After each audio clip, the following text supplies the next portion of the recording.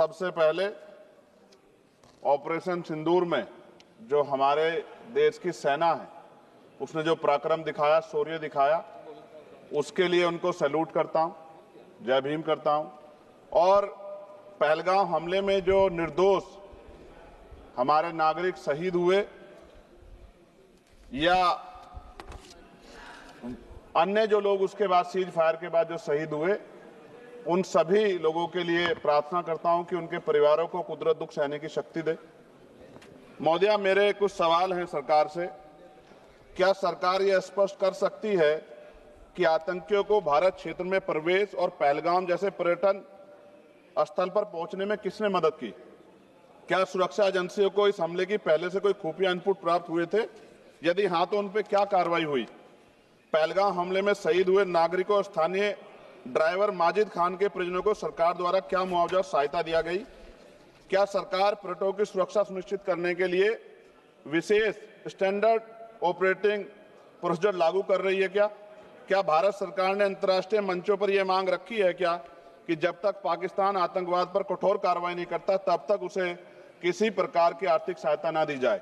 Operation सिंदूर के बाद जब पाकिस्तान ने जवाबी हमले किए और 21 भारतीय नागरिक शहीद हुए, यहां तक कि हमारे गुरुद्वारों को भी निशाना बनाया गया, तब सरकार ने सीज फायर की अनुमति क्यों दी? क्या यह भारत की कूटनीति कमजोर नहीं दर्शाता? सभापति महोदया, मुजफ्फरनगर में हमारे जिला सचिव हैं भाई कामिल, उनके परिवार के 2 बच्चे भी इस हमले में शहीद हुए थे।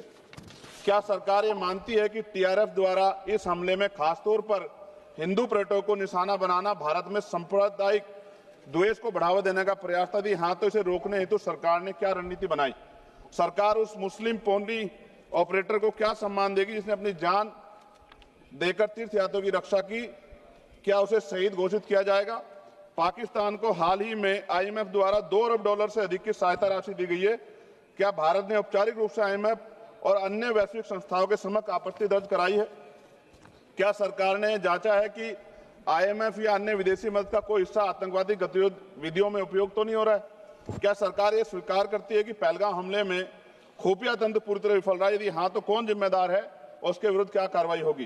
क्या सरकार स्पष्ट कर सकती है इतने भारी सुरक्षा प्रबंधों के बावजूद टीआरएफ जैसे आतंकवादी संगठन के सदस्य भारत में प्रवेश कैसे कर जाते हैं?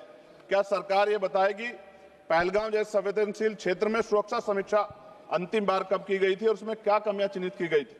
प्रधानमंत्री जी ने इस हमले के बाद पहलगाम का दौरा क्यों नहीं किया जबकि देश भर में भावनात्मक उबाल था?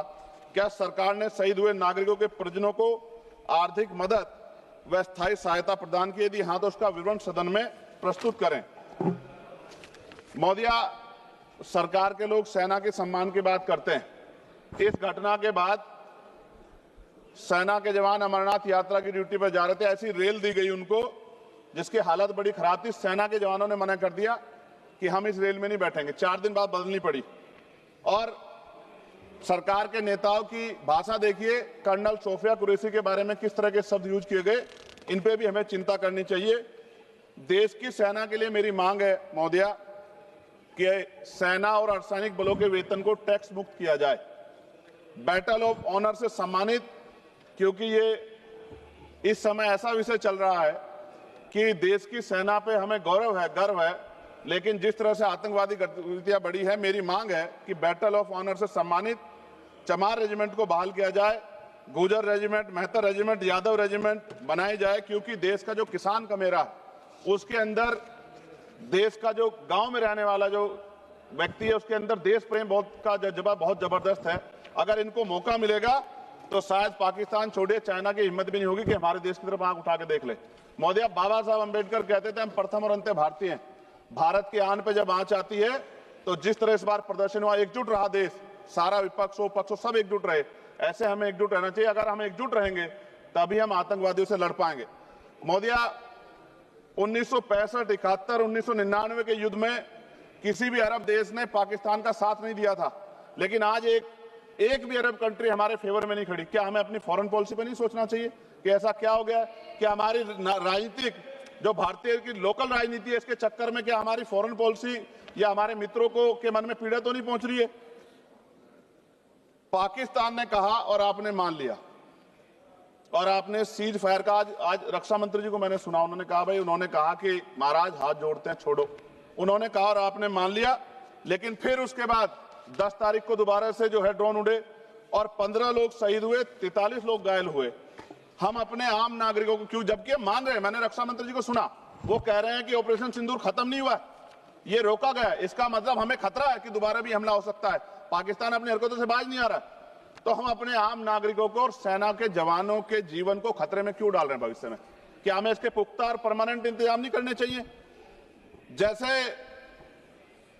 अगर सरकार को, मैंने कई बार सुना सरकार के लोग अखंड भारत की बात करते हैं, इससे अच्छा मौका आपको काम मिलता।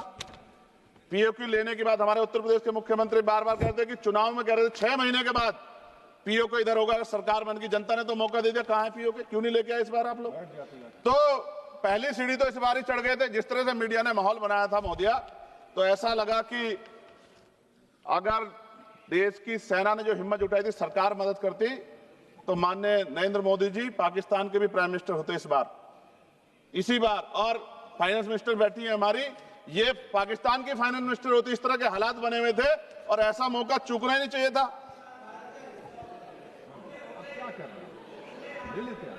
ले लेते, इससे अच्छा मौका किसे कैसे मिलता? पूरा देश एकजुट था। मोदी, मैं खत्म करूंगा, पूरा देश एकजुट था, इससे अच्छा मौका कहां था? लेकिन अब अमेरिका में बैठ के कोई देश के फैसले कर ले तो देश की गरिमा पे, संप्रभुता पे बहुत बड़ा हमला है। इसको हमें समझना चाहिए, हमें समझना चाहिए किसी की हैसियत नहीं है।